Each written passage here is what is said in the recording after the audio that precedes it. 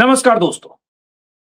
Iran के supreme leader Ayatollah Khamenei की हत्या के बाद ईरान के असेंबली ऑफ एक्सपर्ट्स ने जिस मुस्तफा खामेनी को नया सुप्रीम लीडर चुना, उस मुस्तफा खामेनी के नाम पर, उनकी जानकारी देने के नाम पर अमेरिका ने $10 मिलियन यानी $1 करोड़ का इनाम घोषित किया। न सिर्फ मुस्तफा खामेनी बल्कि ईरान के कुछ लीडर्स, मिनिस्टर्स और आईआरजीसी के कमांडर्स, 10 लोगों की लिस्ट जारी की अमेरिका ने और कहा कि जो भी इनके बारे में जानकारी देगा, सूचना देगा, उन्हें $1 मिलियन मिलेंगे। मतलब 10 नेता $10 करोड़। भारतीय करेंसी में देखें, $1 करोड़ का मतलब होता है लगभग 90 करोड़।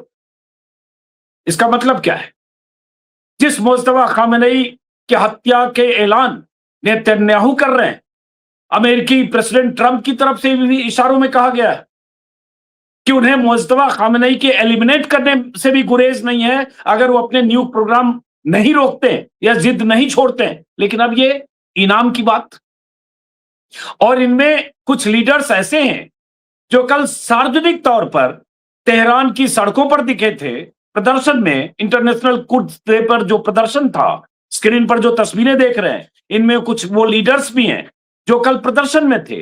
और सबसे खास बात, इस 10 लोगों की लिस्ट में अली लारिजानी है, जो ईरान के नेशनल सिक्योरिटी काउंसिल के सेक्रेटरी हैं, जिनके बयान रोज आते हैं, जो कल सड़क पर थे।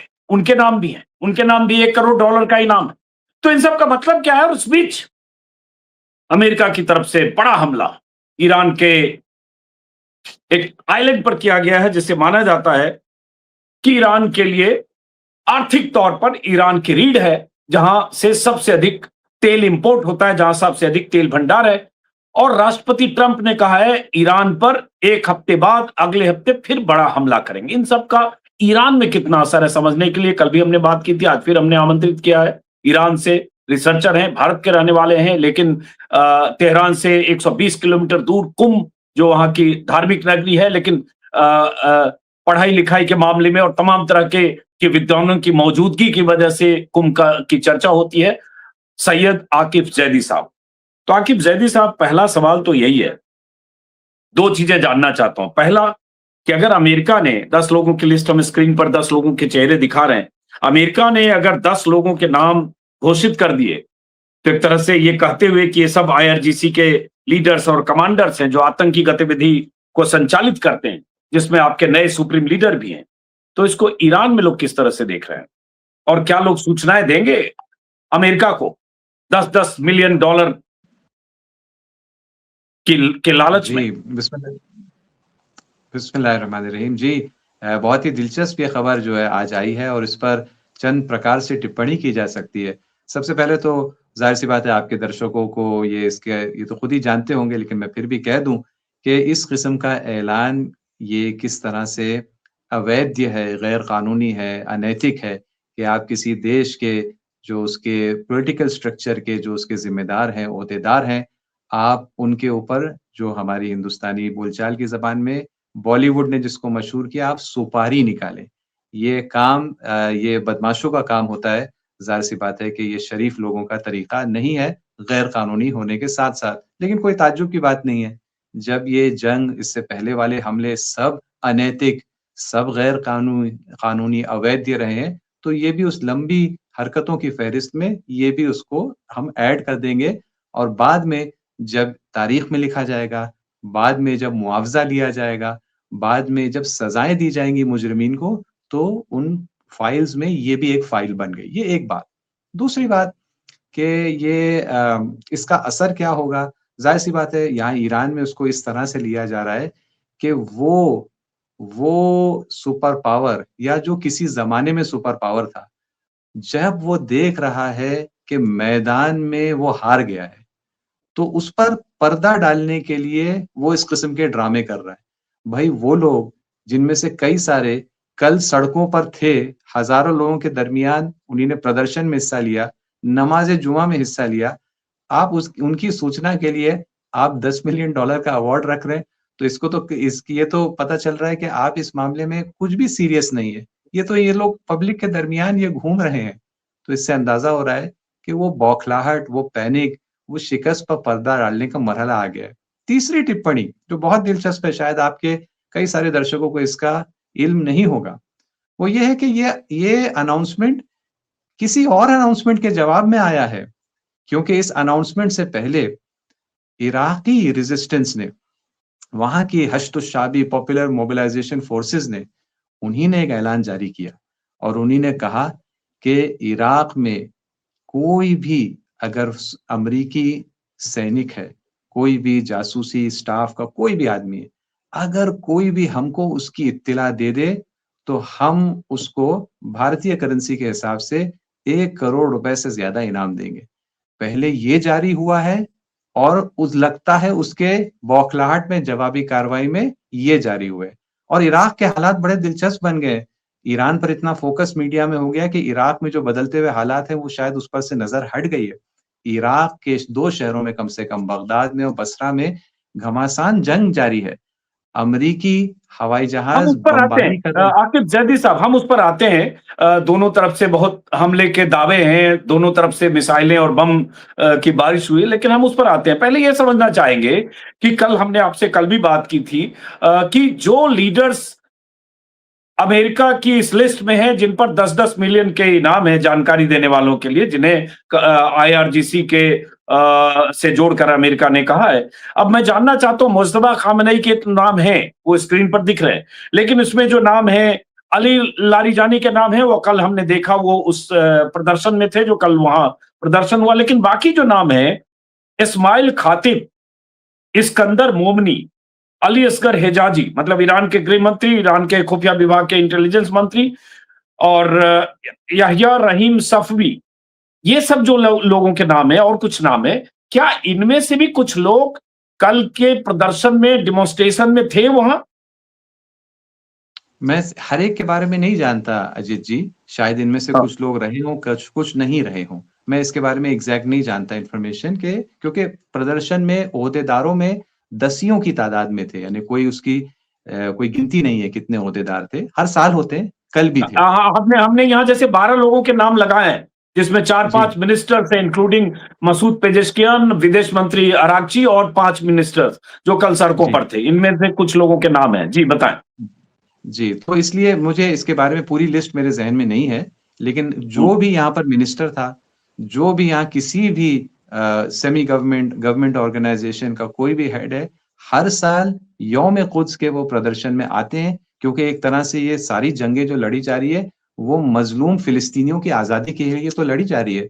तो चाहे वो जनता हो, चाहे यहाँ के ओहदेदार हों, यौम कुद्स में हर कोई आता है। तो हो सकता है ये सब भी आए हों, या हो सकता है किसी ज़रूरी काम की वजह से ना भी आ सके हो। ये डिटेल मेरे पास नहीं है कि कौन-कौन था और कौन-कौन ठीक नहीं है, था। अब बात आती है, ठीक है, कोई बात नहीं। अब बात आती है कि अमेरिका, जाहिर है, जहां भी होंगे अभी मुस्तफा खामेनी नए सुप्रीम लीडर, उनका लोकेशन या उनके बारे में जानकारी जुटाने में अमेरिकी एजेंसियां लगी होगी, मोसाद लगा होगा जो इजरायली एजेंसी है, क्योंकि अमेरिकी अखबारों के हवाले से या ब्रिटिश अखबारों के हवाले से खबरें आ रही है कि वो बुरी तरह से जख्मी हैं, कहीं उनका इलाज चल रहा है। कल जो अमेरिकी रक्षा मंत्री हैं पीट हेगसेथ, उनके हवाले से भी उनका बयान आया कि बुरी तरह से घायल हैं, लेकिन पता नहीं किस अवस्था में है, और चूहे की तरह छिपे हुए हैं, ऐसे लोग अंडरग्राउंड है, ऐसा भी बयान आया।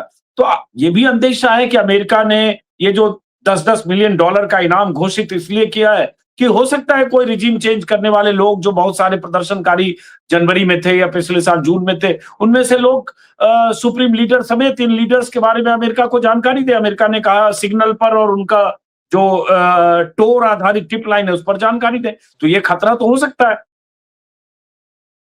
मेरे ख्याल में जो जिस चीज़ का ज़्यादा इम्कान है, वो ये है कि हम इसको इस निगाह से देखें अजीत जी, कि इस वक़्त अमरीकी साम्राज्य के पास कोई कोई जो कहा जाता है ना गेम ऑफ कार्ड्स में कोई पत्ता ही नहीं बाकी रहा। वही चालें चल रहा है, जो हर बार चल के हार चुका है। भई यहाँ पर 8-9 दिन तक सुप्रीम लीडर था ही नहीं ना, पुराने को शहीद कर दिया, नया अभी सेलेक्ट नहीं हुआ था। उस 8-9 दिन के दरमियान नाको के चने चबा दिए ईरान ने अमेरिका और इसराइल को, और जंग का रुख उन 8-9 दिनों में बदला है। ये ना समझे कोई कि नए सुप्रीम लीडर के घोषित होने के बाद से इस वक़्त जो है ईरान की ताकत ज़्यादा हो गई। नहीं, उन्हीं 8 दिन में हुई। तो ये अभी तक वो पुरानी ज़हनियतों पर चल रहे हैं कि कोई एक आदमी है, एक आदमी को हम कुछ कर देंगे तो क्या हो जाएगा, वो हो जाएगा, ये हो जाएगा। अब तक इनके पास वो आप कहें वो बुद्धि की वो लेवल नहीं है कि वो समझ सकें कि वो एक पूरे मुल्क का मुकाबला कर रहे हैं। उस मुल्क के एक सिस्टम का मुकाबला कर रहे हैं। अभी भी वो वही बातें कर रहे हैं कि हम इनको मार देंगे तो ये हो जाएगा, उन पर $10 बिलियन लगा लेंगे तो ये हो जाएगा। ये उनकी न सिर्फ वो माफिया वाली मानसिकता का ये प्रदर्शन कर रहे हैं, बल्कि बौद्धिक एतबार से, बुद्धि के एतबार से जिनकी सतह इतनी गिर गई है, उसका भी एक तरह से प्रदर्शन हो रहा है। उसका परिणाम जो है मैदान जंग में नज़र आ रहा है कि मैदान जंग में से सफाया होता जा रहा है उनका। जो आपने खबर देखी, आपके दर्शकों ने भी देखी कि पहले तो उन्हीं ने कहा था वो इराक में जो 2 हमारे हवाई जहाज़, एक गिर गया, एक डैमेज हो गया, रिफ्यूलिंग टैंकर, कहा वो तो बस ऐसे ही हो गया। फिर अब आज की खबर वॉल स्ट्रीट जर्नल जो कि एक तरह से पेंटागन का अनऑफिशियल माउथपीस है, वॉल स्ट्रीट जर्नल ने कहा कि ऐसे ही 5 हवाई जहाज जो सऊदी अरब में एयरपोर्ट पर थे, उनको जो है ईरान ने ध्वस्त कर दिया। तो प्रिंस सुल्तान मैदान में तो एयरबेस कुछ पर और जो पार्क थे जी हाँ, अमेरिकी बिल्कुल, बिल्कुल। हाँ, तो जो फील्ड मैदान में हो रहा है टैंकर्स वो तो उनके विमान। हाथ से जो मैदानी हालात हैं, जो मैदानी जंग के हालात हैं, वो तो उनके हाथ से कब के निकल गए। अब वो यही सब शोषा छोड़ के अपने आप को खुश कर रहे हैं कि हमने $10 मिलियन का ऐलान कर दिया है तो ये हो जाएगा। लेकिन जो हो रहा है ज़मीन पर वो कुछ और है। मैं इराक के बाद अगर आप मौका दें तो मैं इराक के बारे में मज़ीद जानकारी ज़रा दे दूँ आपके दर्शकों को। एक सवाल और उसके बाद आप बोलिएगा। जैसे आज अमेरिकी राष्ट्रपति ट्रंप ने ऐलान किया रात के हमले के बाद कि अमेरिका ने जो खबरें देख रहा हूं अमेरिकी वेबसाइट पर और अलग-अलग मीडिया पर कि 80 से 90 बम गिराए गए हैं, टारगेट को अचीव किया पूरी तरह से जमींदोज करके खार्ग आइलैंड पर, जो अगर देखें तो ईरान के लिए बहुत अहम आइलैंड है, जहां से ईरान का सबसे अधिक तेल भंडार है, 90% तेल रिजर्व है। और एक आपकी तरह से बड़ी चेतावनी अमेरिका ने दे दी है चली कि गई थी हमने बीच मिलिट्री एस्टेब्लिशमेंट को तो डिस्ट्रॉय कर दिया, और अगर स्ट्रेट ऑफ हॉर्मुज को आपने नहीं खोला या वहां डिस्टरबेंस किया या सेफ पैसेज नहीं दिया, तो अगली बार हम आपकी पूरी जो तेल भंडार है, आपकी ऑयल रिफाइनरी है, उसको तबाह कर देंगे। अजीत जी, आपका ये सवाल नहीं आ सका, टेक्निकल कोई प्रॉब्लम था कनेक्शन में, आप दोबारा इसको एक बार पूछ लें। सवाल यह है कि आज अमेरिकी राष्ट्रपति ट्रंप ने कहा, ऐलान किया रात भर के की बमबारी के बाद कि ईरान का सबसे अहम जो आइलैंड है, खार्ग आइलैंड, जहां ईरान का 90% तेल भंडारण का स्टॉक रहता है और बहुत इंपॉर्टेंट अहम है अर्थव्यवस्था के लिए, वहां 70 से 80 बम गिराए गए अमेरिका की तरफ से। और इसके अलावा उनके मिलिट्री एस्टेब्लिशमेंट, आईआरजीसी के एस्टेब्लिशमेंट खत्म किए, लेकिन ट्रंप ने ऐलान किया कि अगर स्ट्रेट ऑफ हॉर्मुज को नहीं खोला या डिस्टर्ब किया या सेफ पैसेज नहीं दिया, तो हम ईरान के जितने तेल भंडार हैं, जितने एनर्जी इंफ्रास्ट्रक्चर हैं, उसको भी तबाह कर देंगे। तो अमेरिका ने एक बड़ी धमकी और दी है और अगले हफ्ते बड़े हमले की बात की है। तो ईरान में क्या खबर है कि कितना नुकसान हुआ रात की बमबारी से? जी, अजीत जी, ये बमबारी आज सुबह सहरी के टाइम हुई और फ़ौरन यहाँ की मीडिया ने उसको कवर किया, डिटेल के साथ उसको कवर किया और फिर बाद में वहाँ के जो गवर्नर हैं उस इलाके के, उन्होंने जाके उसका पूरा जायज़ा लिया और स्टेटमेंट दी कि क्या-क्या डैमेज हुआ है। कई चीज़ें डैमेज हुई, लेकिन जो मेन वहाँ पर इंफ्रास्ट्रक्चर है वो ऑयल लोडिंग की है।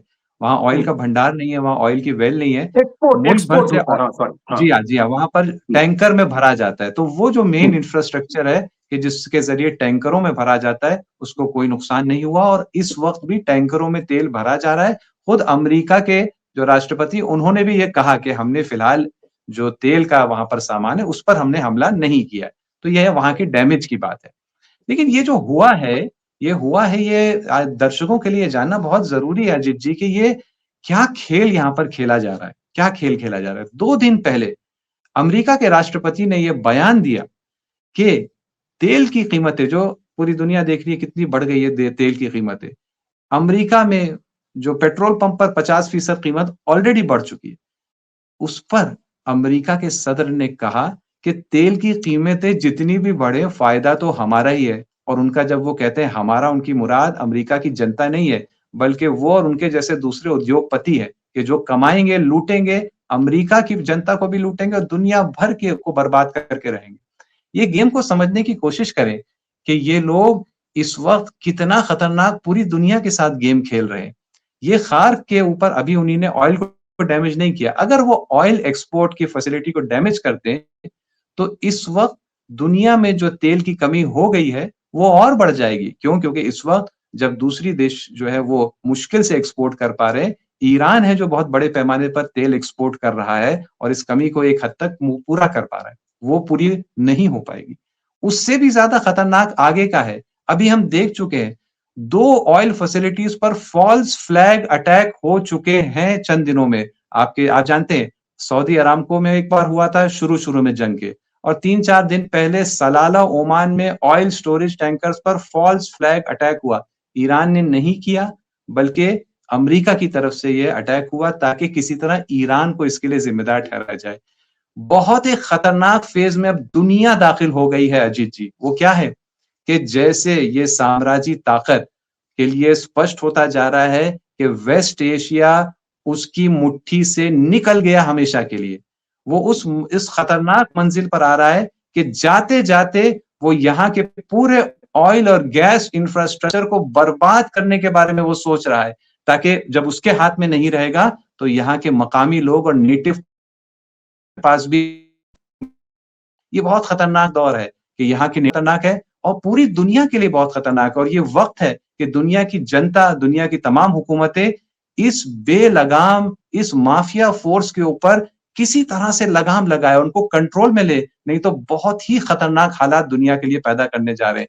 वेस्ट एशिया उनके हाथ से जा रहा है, वो चाह रहे हैं वेस्ट एशिया डिस्ट्रॉय करके यहाँ से जाए वो।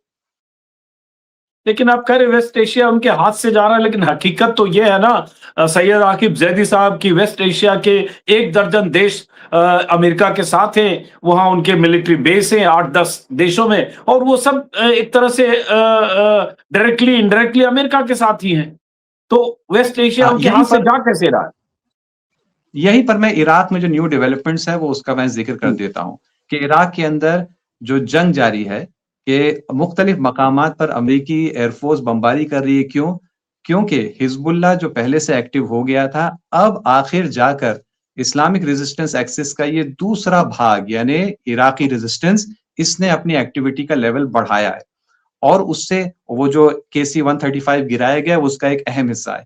और उसके अलावा जो वहाँ पर इराक में यानी बगदाद में जो एम्बेसी है, कहा तो जाता है उसको एम्बेसी है, लेकिन एक किले के मानंद है।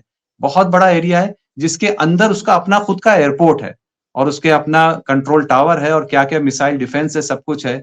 उसमें एयरपोर्ट को बर्बाद कर दिया गया है, उसके मिसाइल डिफेंस और रेडार को जो है बर्बाद कर दिया गया है, और इस किले की तरफ हमला बढ़ता जा रहा है। और इस कॉन्फिडेंस के साथ जो एक किसी भी अमरीकी फौजी के बारे में इत्तला देने के लिए 1 करोड़ से ज़्यादा हिंदुस्तानी रुपए का ऐलान इराक में किया गया है। ये इस बात की निशानी है कि मैं जो सोचता था पहले कि पहला मुल्क जो पूरी तरह से अमरीका के हाथ से निकलेगा इस जंग में, वो बहरीन होगा। लेकिन अब ऐसा लग रहा है कि नहीं, बहरीन से कहीं ज़्यादा बड़ा और कहीं ज़्यादा अहम मुल्क पहला मुल्क होगा जो उनके हाथ से निकलने जा रहा है, और वो शायद इराक है। याद रहे कि इराक में एक भी अमरीकी सैनिक का रहना गैर कानूनी और अवैध है, क्योंकि 2020 में इराक की पार्लियामेंट ने यह रेज़ोल्यूशन पास कर दिया था कि हर अमरीकी सैनिक को फौरन निकल जाना चाहिए इस देश से। 6 साल हो गए हैं, आज तक गैर कानूनी तौर पर वहां पर कितने अमेरिकन सैनिक और कितने अमेरिकन बेस हैं। लेकिन अब इस युद्ध में शिद्दत आ गई है और लग रहा है कि पहली आजादी अमरीकी फौजी डोमिनेंस से वो शायद इराक में हासिल होगी, और इसका असर उससे कहीं ज्यादा होगा कि अगर मान लीजिए बहरीन में हासिल होती, जो अपने आप में एक बहुत ही छोटा देश है। तो ये काम जारी है, जाहिर-सी बात है एक रात में नहीं होने वाला, ये कदम-ब-कदम आगे बढ़ रहा है, लेकिन वो नतीजा जहाँ तक इस जंग को पहुँचना है कि अमरीकी सैनिक वर्चस्व का खात्मा इस इलाके में होना है, वो स्पष्ट है। हाँ, क्या हम वहाँ 1 महीने में पहुँचेंगे, 6 महीने में पहुँचेंगे, इसका अंदाज़ा कम से कम मुझ जैसे के लिए लगाना मुमकिन नहीं है। नहीं, ऐसे भी देखिए, चूंकि आप ईरान में हैं, ईरान के पक्षधर हैं, ईरान की आईआरजीसी के कमांडर्स भी यही बात कर रहे हैं कि पर्शियन इसमें फारस की खाड़ी में, पर्शियन गल्फ में अमेरिकी डोमिनेंस खत्म होना जरूरी है, शर्तें भी लगा रहे हैं। लेकिन सवाल उठता है, खत्म होगा या नहीं, ये आगे की बात है, कोई नहीं जानता। अमेरिका सुपर पावर है, इसमें कोई शक नहीं। 10 देश ही उनके मददगार हैं, जहां उनके मिलिट्री बेस है, जहां उनका एनर्जी का इंफ्रास्ट्रक्चर है। लेकिन बात उस पर आते हैं, जो खबरें कल रात से लगातार आ रही है अमेरिकी अखबारों के हवाले से भी, कि अमेरिका की तरफ से बड़े लेवल पर, जैसे 2500 के आसपास मरीन, कुछ उनके युद्धपोत, यहां तक की खबरें आई कि 7th फ्लीट तक की रवानगी के बारे में अमेरिका सोच रहा है।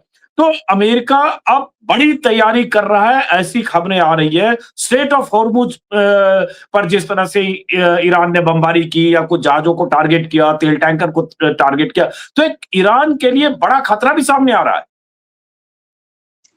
ईरान के लिए जाहिर सी बात है, ईरान जंग लड़ रहा है तो जंग में तो खतरा होता ही है, शहादतें होती हैं, कीमत अदा करनी होती है। लेकिन बड़ा खतरा, मैं आपसे जो है सहमत नहीं हूं कि बड़ा खतरा ईरान फेस कर रहा है। ईरान तो पूरे सब जनता की सपोर्ट के साथ, आसपास के अवाम की, आसपास देशों की जनता के सपोर्ट के साथ, ये भी बहुत अहम है, चाहे दरबार कुछ नाराज हो, चाहे कुछ सेठ और उद्योगपति नाराज हो, लेकिन जनता की पूरी हमदर्दी ईरान के साथ, और ईरान ये जानता है, और ये उद्योगपति और ये दरबार और बादशाह भी इस बात को जानते हैं। इन सब के साथ अपने ही इलाके में अपने बचाव के लिए और अपने पड़ोसी देशों को आजाद करने के लिए अमेरिकी वर्चस्व से जंग लड़ रहा है।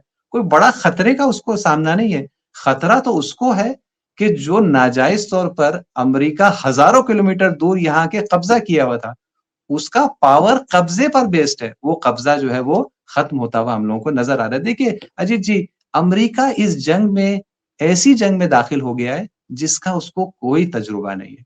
अमेरिका की आप 80 साल का इतिहास उठा के देख लीजिए, कब उसने किसी ऐसी ताकत से जंग लड़ी है जो बाकायदा जबरदस्त मुकाबला कर सकता था, उसमें पावर थी, उसमें स्ट्रेटेजी थी, उसमें असलहा था। किससे जंग लड़ता था? बेचारे तालिबान से। किससे जंग लड़ता था? सद्दाम को जब उसने एकदम कमजोर कर दिया, उसके बाद जंग में उसके साथ एंटर हुआ। उसको आदत है ऐसी, वेनेजुएला से जाता है और वहां पर एक किडनैपिंग अंजाम देता है। अमेरिका तो वियतनाम से जंग लड़ा और 20 साल बाद अमेरिका को भागना पड़ा वहां वियतनाम से। भागना पड़ा। वियतनाम और ने अच्छा, पसीने छुड़ा दिया वियतनाम, अमेरिका के। 50,000 58,000 अमेरिकी फौजी मारे गए वियतनाम में, बिल्कुल बिल्कुल, वियतनाम से भी क्योंकि हारा। जनता ने तय किया कि उसको लड़ना है अमेरिका के खिलाफ। बिल्कुल, ईरान की जनता इस एतबार से वियतनाम से ज्यादा मजबूत है, और ईरान के पास वो सब कुछ है जो वियतनाम के पास नहीं था। ईरान के पास बहुत एडवांस्ड असलहा भी मौजूद है, बेचारे वियतनामीज के पास नहीं था उस जमाने में, फिर भी उन्हीं हरा दिया। तो अमेरिका उस जंग में उतरा है जिसका उसको कोई तजुर्बा नहीं है। दुनिया ने देखा कि जब जेनोसाइड उसने किया है, अमेरिका का जेनोसाइड है गज्जा का, इसराइल तो ठेकेदार है, अमेरिका का जेनोसाइड है। इस जेनोसाइड में जब एक ही साल गुजरा था, तो खबरें आ गई थी कि अमेरिका कह रहा है कि हमारे गोदाम में बम की कमी हो गई। इतने से गज्जा के जेनोसाइड करने में उनके उनके गोदाम में बम की कमी हो गई थी। ईरान से ये क्या मुकाबला करेंगे? तो वो उतर गया एक ऐसी जंग में जिसके लिए उसका कोई कोई एक्सपीरियंस, कोई तैयारी नहीं है।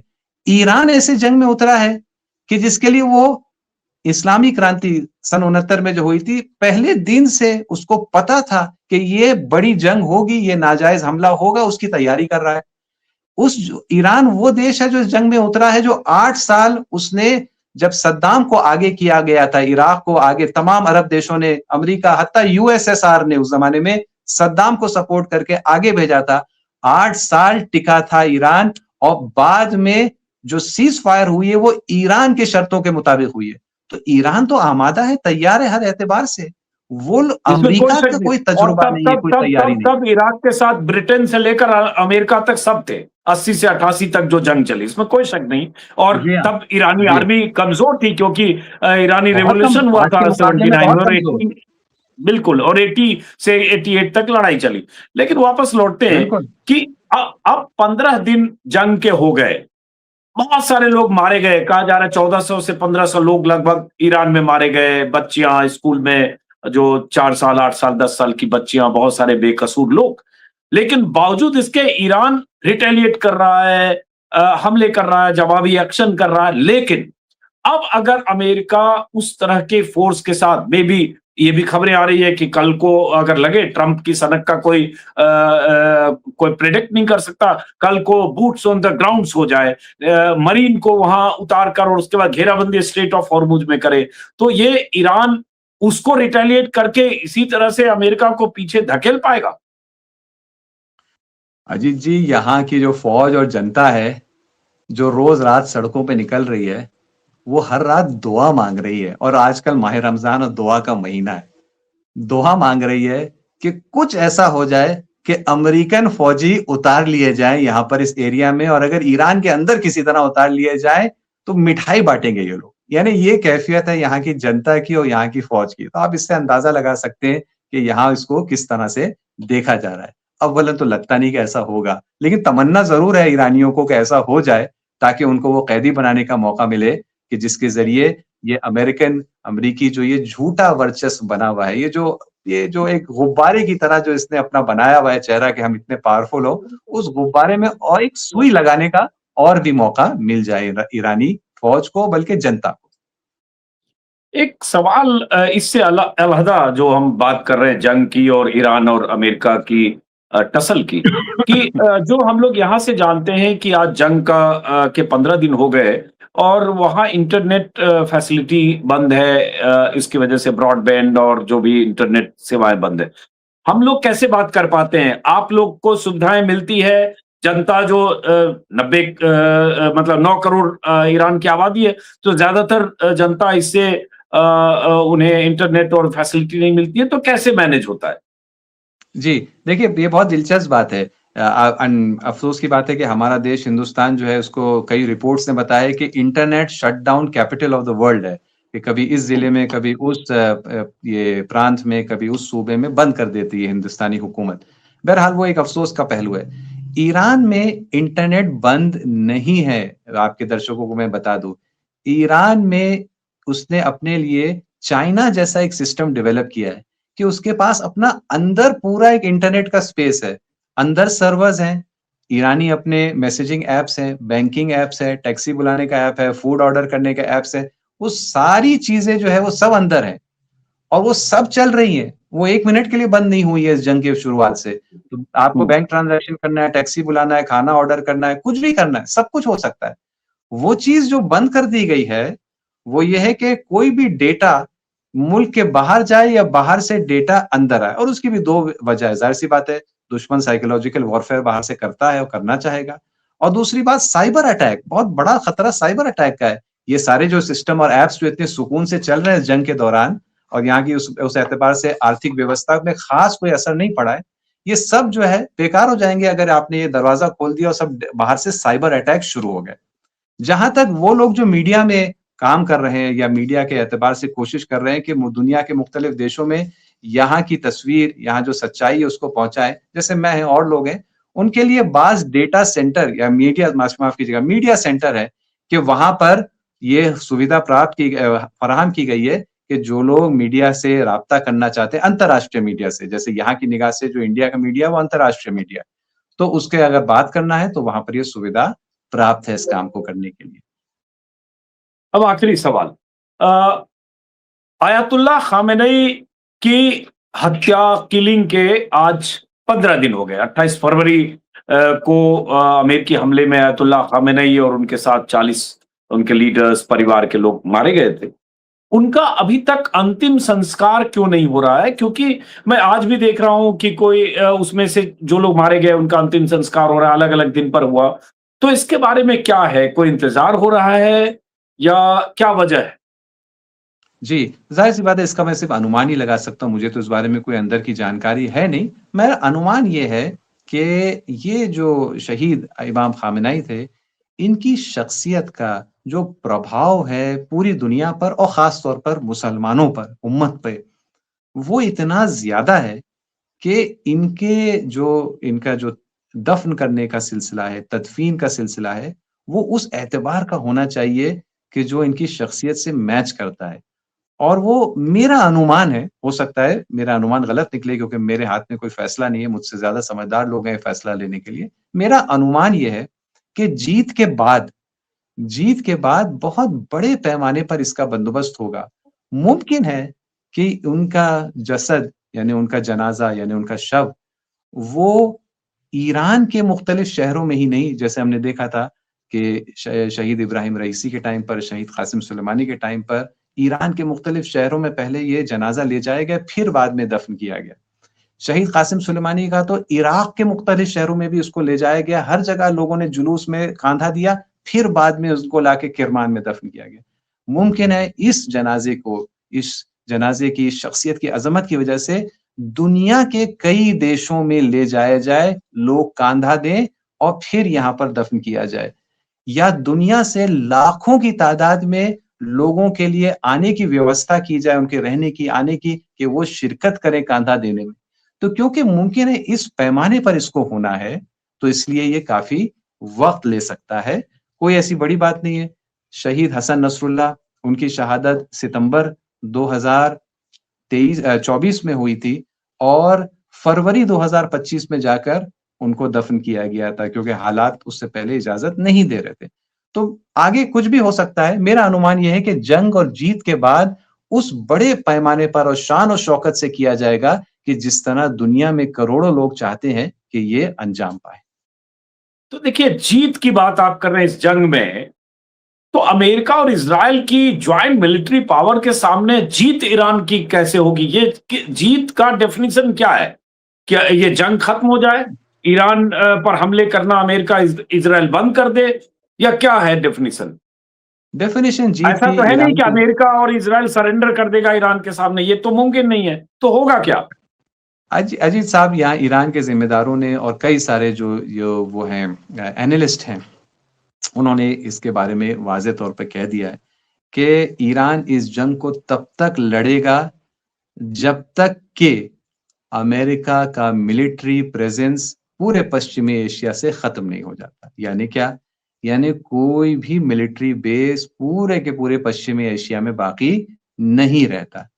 और इसका मतलब ये है कि जो सबसे बड़ा मिलिट्री बेस है उसका भी खात्मा होना है। यानी क्या? यानी फिलिस्तीन को आजाद होना है।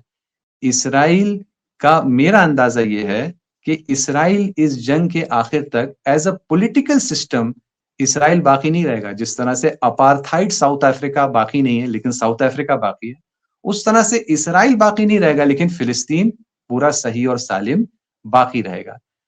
तो ये डिक्लेयर्ड गोल भी है और अब हालात भी इस ये तरफ बढ़। जैदी साहब, आप इतनी बड़ी बात कर रहे हैं ना जंग की जीत के लिए, कि आप भी जानते हैं कि कहने के लिए कहा जा सकता है, लेकिन ये मुमकिन नहीं है आज की तारीख में कि वो इजराइल न रहे, फिलिस्तीन को उसका हक वैसे मिल जाए जैसे मिलना चाहिए, या पूरे वेस्ट एशिया से अमेरिका पूरी तरह से एग्जिट कर जाए। आज मैं देख रहा हूं कुछ मिलिट्री कमांडर्स के बयान आए हैं ईरान से, जिसमें उन्होंने कहा पर्शियन गल्फ को हम चाहते हैं अमेरिका खाली करे। ये भी बयान आ रहा है। अली लारिजानी का भी बयान आया, मेरे ख्याल से 2 दिन पहले ईरानी प्रेसिडेंट का भी आया कि हम कॉम्पनसेशन चाहते हैं, पूरा मुआवजा चाहते हैं। ये जो मुस्तफा खामेनेई के रिटर्न संदेश थे उसमें भी था। तो ये बड़ा कॉम्प्लिकेटेड डिमांड है कि हो सकता है जंग सीज फायर हो जाए, लेकिन ये डिमांड पूरी हो, ये मुमकिन नहीं लगता। बहरहाल वक्त बताएगा अजीत जी। मुझे लग रहा है कि जो आसार हैं, अगर इसको गहराई से देखा जाए, जो डेवलपमेंट्स हो रहे हैं उनको गहराई से देखा जाए, तो जिस नतीजे की मैं बात कर रहा हूँ, मैं इसमें अकेला नहीं हूँ। कई सारे एनालिस्ट जो गहराई से वेस्ट एशिया को समझते हैं और देखते हैं, वो यही बात कह रहे हैं कि अब वो टर्निंग पॉइंट आके ही रहेगा, इसी जंग में आके रहेगा। यानी इसका अनुमान था कि वो दिन आएगा, लेकिन ये पता नहीं था कि 2026 में होगा, 2036 में होगा, ये नहीं पता था। लेकिन ये हिमाकत करके ये जंग को 2026 में शुरू करके ये अंदाजा हो गया है कि ये एंड पॉइंट आएगा। मुमकिन है कि 2026 में ही चंद हफ्तों या चंद महीनों में आएगा, वक्त बताएगा। देखिए, हम लोगों ने दरअसल वेस्ट ने, अमेरिका और इसराइल ने एक बहुत अजीब अपने बारे में एक हव्वा बना दिया है कि हम एक इतनी बड़ी शक्ति और ताकत है कि हमारा कोई मुकाबला नहीं कर सकता, इतने बड़े सुपर पावर हैं। अभी चंद मिनट पहले हम लोग बात कर रहे थे कि 80 साल के इतिहास में अमेरिका ने किसी बड़ी ताकत से मुकाबला ही नहीं किया है। छोटी-छोटी ताकतें फौजी एतबार से जैसे वियतनाम, उनके आगे हार गया है और यहाँ पर वो आके इस्लामी प्रतिरोध मोर्चे से मुकाबला कर रहा है। जो कि सैनिक एतबार से, टेक्नोलॉजी के एतबार से, जज्बे और ईमान के एतबार से, पब्लिक सपोर्ट के एतबार से अपने ही घर में बैठकर वो जंग लड़ रहा है। कैसे हम एक्सपेक्ट कर सकते हैं कि इतनी पावरफुल फोर्स हारेगी और अमेरिका और इस्राइल जो कोई तजुर्बा नहीं रखते किसी पावरफुल प्रतिनिधि से मुकाबला करने का, वो जीतेंगे? ये वो हॉलीवुड का असर है, ये वो मीडिया का असर है, वो टॉप गन की फ़िल्में हमने देखी हैं और दूसरी बहुत सारी कि जिन्होंने आखिरकार हमारे तमाम ज़हनों को प्रभावित किया है। गज़्ज़ा को नहीं हरा पाया इसराइल, गज़्ज़ा के अंदर जेनोसाइड कर पाया है, लेकिन जेनोसाइड करना और जीतना ज़मीन-आसमान का फ़र्क है। इनके पास सिर्फ़ और सिर्फ़ तबाह करने की एक हद तक क्षमता है, वो भी एक हद तक। गज़्ज़ा में क्यों जेनोसाइड कर पाया? क्योंकि गज़्ज़ा वाले पलटवार बड़े पैमाने पर नहीं कर सकते हैं। लेकिन ईरान के अंदर वो जेनोसाइड भी नहीं कर सकता, क्योंकि ईरान के पास पलट कर वार करने की इस्लामी प्रतिरोध मोर्चा के पास, जिसमें यमन वगैरह अभी तो जंग में दाखिल भी नहीं हुए, क्योंकि अभी एहसास ये है कि अभी तो शुरुआत है, कोई ज़रूरत नहीं है सब कुछ दाखिल होने की। इतनी क्षमता रखता है कि वो जेनोसाइड भी अब नहीं कर सकते, अपनी शिकस्त लेकिन के ऊपर लेकिन पर्दा लेकिन डालने के लिए। इज़राइल न्यूक पावर है, अमेरिका की तो बात ही छोड़ दें, हज़ारों न्यूक्लियर बम अमेरिका के पास है और एयर सुप्रीमेसी और वो सब की तो बात ही छोड़ दें। तो सवाल उठता है कि आप कह रहे हैं कि क्या नहीं कर सकता अमेरिका, लेकिन इज़राइल और अमेरिका अगर इसकी परवाह छोड़ दे कि कितने लोग मारे जाएँ उसकी परवाह छोड़ दे, तो पता नहीं क्या होगा। जी, अजीत जी, सबसे पहले तो ये कि इनको कभी इसकी परवाह नहीं थी कि कितने लोग मारे जाएँगे। मैं ये परमाणु हथियार, आप नाम लेने से कतरा रहे हैं, मैं नाम ले लेता हूँ। परमाणु हथियार का मैं नाम ले लेता हूँ। परमाणु हथियार एक ही देश ने इस्तेमाल किए और बिल्कुल सही है कि वो देश अमेरिका अमेरिका ही ने होना किया, चाहिए। हाँ, हिरोशिमा नागासाकी में। जी हाँ, बिल्कुल, एक ही देश ने प्रयोग किया है और बिल्कुल सही और मुनासिब है कि वो देश अमेरिका हो, क्योंकि उसी को ये शोभा देता है कि वो ऐसी हरकत करे। तो लेकिन आपके दर्शकों को मैं ये बताना चाहता हूँ कि परमाणु हथियार जब हिरोशिमा नागासाकी में उनका प्रयोग किया गया था, तो कब किया गया था? जब सेकंड वर्ल्ड वॉर। जापान ने सरेंडर का ऐलान कर दिया था अजीत जी, और सरेंडर नेगोशिएशन जारी थे। यानी कंडीशनल सरेंडर की बातचीत चल रही थी दूसरे शहर में, उस वक़्त इसका प्रयोग किया गया। यानी किस पर प्रयोग किया गया? वो जो सरेंडर कर चुका था, जो पलटवार नहीं कर सकता था। लेकिन ईरान के पास न्यूक्लियर हथियार तो नहीं है, क्योंकि वो इस्लाम के सिद्धांतों के तहत चल रहा है। लेकिन उसके पास दूसरे नॉन न्यूक्लियर हथियार इतनी बड़ी संख्या में और इतनी ज़्यादा ताकत में हैं कि वो डेटरेंस का काम करते हैं, और उसकी वजह से आज तक वो कोई भी बड़ा हमला, इस किस्म का हमला हथियार का नहीं कर सके, और मेरा मानना है आगे भी नहीं करेंगे। नहीं, अगर उन्होंने किया भी, मेरा आखिरी जुमला, अगर किया भी, तो ईरान में शहादतें होंगी, लेकिन इस जंग के परिणाम में 1% भी तब्दीली नहीं आएगी, हत्ता अगर परमाणु हथियार भी इस्तेमाल हो गए। ये आप लिख कर रख लीजिए और कुछ दिन बाद देख लेंगे इसका नतीजा हम लोग। आपने कहा कि ईरान के पास परमाणु हथियार नहीं है, इस्लाम का ज़िक्र किया क्योंकि इस्लाम के मुताबिक नहीं है। लेकिन लड़ाई तो यहीं से शुरू हुई कि ईरान में न्यूक्लियर एनरिचमेंट प्रोग्राम थे, न्यूक्लियर प्रोग्राम के तहत न्यूक्लियर बम बनाने के करीब पहुंच चुके थे और इसीलिए जो पिछले साल जून में जिस तरह से बॉम्बिंग की अमेरिका ने, तो पूरी लड़ाई यहीं से शुरू हुई। जी, हमें मुद्दा, जो हकीकी मुद्दा है लड़ाई का, और जिसको मुद्दा बनाया जा रहा है, उसमें हमें थोड़ा-सा डिफरेंशिएट करना चाहिए। हकीकी जो मुद्दा बनाया गया है वो ये है कि परमाणु हथियार बनाने की कोशिश कर रहा है ईरान, क्या लेकिन आप खुद ये कहने की अमेरिकन, स्थिति में है कि नहीं कर रहा है ईरान और नहीं कर रहा था हाँ, ईरान? मेरे ख्याल में वो लोग जो ये दावा मीडिया में करते हैं, उन्हें इसके लिए कोई सबूत पेश करना चाहिए। जबकि खुद अमेरिकन इंटेलिजेंस असेसमेंट, एक सालाना जो 16-17 अमेरिकन इंटेलिजेंस एजेंसीज़ है, वो मिलकर एक रिपोर्ट देते हैं। हर साल पिछले 20 साल से उस रिपोर्ट में यही आ रहा है कि हमारे पास अभी तक ऐसी कोई सूचना नहीं है कि ईरान बम बनाने की कोशिश कर रहा है। हाँ, ईरान के पास बम बनाने की क्षमता और ताकत तो 10-20 साल से, लेकिन उसने बनाने की कोशिश नहीं की है। ये खुद यूएस इंटेलिजेंस असेसमेंट है। मीडिया की बातें छोड़िए, ये जो उनके एक्चुअल टेक्निकल रिपोर्ट है वो यही है हर साल। यही आईएईए का कहना है कि हमने उसको सर्वे किया, हमें कोई ऐसा सबूत नहीं मिला कि वो बनाने की कोशिश नहीं कर रहा है। तो जो लोग कह रहे हैं कि उसको बनाना चाहता था, वो सबूत लाएँ। वइल्ला दूसरी तरफ से तो हमेशा से ताकत रही है ईरान के पास, लेकिन इस्लामी उसूलों की वजह से उसने इस बम को नहीं बनाया है। तो ये मुद्दा बनाया गया, जैसे इराक के केस में वेपन्स ऑफ मास डिस्ट्रक्शन अगर को नहीं मुद्दा बनाया गया बनाया था। तो न्यूक्लियर वही लोग इनरिचमेंट प्रोग्राम इतने बड़े लेवल पर फोर्दो में और जहां पिछली बार जून में बॉम्बिंग हुई बहुत जगह हो रहे थे, तो कॉन्ट्राडिक्टरी रिपोर्ट है सैयद आकिब साहब। हालांकि मैं इस पर डिबेट करूंगा तो बहुत लंबा हो जाएगा, और ये सही है कि कुछ रिपोर्ट्स ऐसी भी है कि सर्वे किया और इन्वेस्टिगेट किया और उसके एजेंसियों ने तो पता चला उनकी तरफ से कहा गया कि नहीं, न्यूक बम नहीं बना रहे थे, एनर्जी के लिए कर रहे थे। तो ये कॉन्ट्राडिक्टरी रिपोर्ट जरूर है। कोई भी ऑफिशियल रिपोर्ट्स में आपको कॉन्ट्रडिक्टरी इंफॉर्मेशन नहीं मिलेगी। इसके बाद आपकी टीम इसको सर्च कर ले, कोई भी ऑफिशियल बाकायदा जो रिपोर्ट्स हैं उसमें नहीं। हाँ, मीडिया में इसने बयान दे दिया, उसने ये कह दिया, मैं उसकी परवाह नहीं कर रहा हूं। तो मुद्दा बनाया गया इसको, लेकिन असल मुद्दा मुकाबले का ये नहीं है अजीत जी। असल मुद्दा ये है कि एक देश उसने इरादा किया कि वो आजाद होगा अमेरिकन हेजेमनी से। हमारे देश को इस पैगाम की इस वक्त बहुत जरूरत है कि एक छोटा सा कमजोर देश, ईरान की जनता और आबादी हमारे देश के मुकाबले में बहुत कम है। जब 1979 में रेवोल्यूशन आया था उसके मुकाबले में हिंदुस्तान कहीं ज्यादा ताकतवर देश है।